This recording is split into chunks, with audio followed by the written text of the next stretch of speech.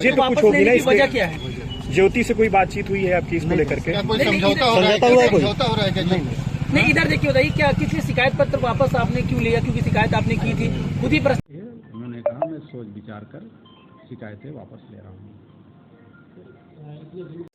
कई महीने से उत्तर प्रदेश में चर्चाओं में बनी एसडीएम ज्योति मौर्य और आलोक मौर्य मामले में नया मोड़ आ गया है।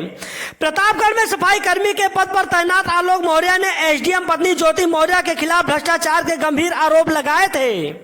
उन्होंने उस कथित डायरी के पन्नों को फोटोग्राफ भी शिकायती पत्र के समर्थन में पेश किया था, जिसमें लाखों रुपए के लेन देन का लेखा जोखा था। लेकिन मामले में अब नया मोड़ आ गया है।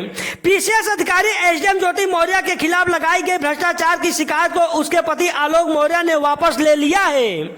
सोमवार को कमिश्नर और जांच अधिकारी को पत्र देकर उन्होंने अपनी शिकायत को वापस लेने का प्रार्थना पत्र दिया है। जांच अधिकारी ने सोमवार को आरोप के संबंध में साक्ष्य प्रस्तुत करने के लिए आलोक मौर्य को प्रयागराज में बुलाया था। जहां प्रयागराज में जांच अधिकारी के समक्ष पहुंचे आलोक मौर्य ने कहा कि भ्रष्टाचार का आरोप उसने ही अपनी पत्नी पर लगाया, लेकिन अब वह अपनी शिकायती पत्र को वापस ले रहे हैं। इसके लिए उन्होंने प्रार्थना पत्र भी दिया है। बता दें कि आलोक मौर्य की शिकायत पर कमिश्नर विजय विश्वास पंत की देखरेख में 3 सदस्यीय कमेटी जांच कर रही थी। पीसीएस अधिकारी एसडीएम ज्योति मौर्य के पति आलोक मौर्य ने शासन को शिकायती पत्र भेजकर ज्योति पर हर माह 5 से 6 लाख रुपए वसूली करने का आरोप लगाया था। आलोक ने अपनी शिकायत के समर्थन में डायरी के पन्नों की छाया प्रति भी लगाई थी, जिसमें लेन देन का सारा लेखा जोखा था। शिकायत मिलने के बाद शासन ने कमिश्नर विजय विश्वास पंत को जांच सौंपी थी। कमिश्नर ने जांच के लिए 3 सदस्यीय कमेटी बनाई थी, जिसमें अपर आयुक्त प्रशासन अमृतलाल और 2 अन्य सदस्य शामिल थे। वहीं एसडीएम ज्योति मौर्य द्वारा न्यायालय में तलाक की अर्जी लगाई गई थी, जो अभी लंबित चल रही है। ये बताइए, आप जांच कमेटी के सामने पेश हुए, आपने तमाम जो साक्ष्य हैं वो भी देने के लिए पहुंचे थे। क्या किस तरीके के एविडेंस दिए? सर मैंने अपनी शिकायत पत्र वापस लिया।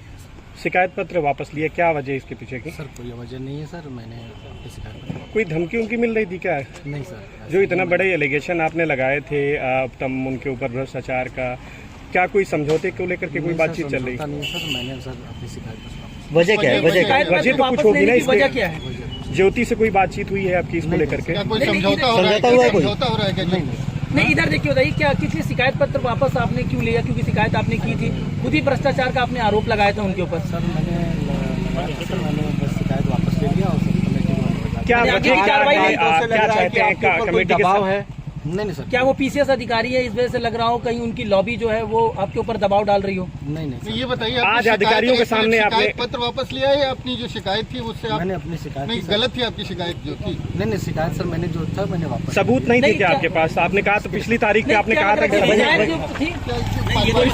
है क्या? पीसीएस पर आरोप लगा रहे हैं तो इतनी बड़े एलिगेशन आपने लगाए और अब नहीं सर, मैंने सर दे दिया सर को लिख के। मैं कोई कारण तो बताइए, क्या जांच कमेटी ने क्या कुछ कहा? जांच कमेटी ने क्या कुछ? आलोक मौर्य को समिति के समक्ष बुलाया गया था। आलोक मौर्य ने लिखित दे करके शिकायत वापस लेने के लिए अनुरोध किया है। कोई वजह उन्होंने नहीं बताई है। उन्होंने कहा मैं सोच विचार कर शिकायतें वापस ले रहा हूँ। इस पर मैं अभी कोई टिप्पणी नहीं कर सकता। कोई टिप्पणी मैं नहीं कर सकता। उन्होंने लिखित दिया है कि मैं शिकायत वापस ले रहा हूँ। कोई वजह नहीं।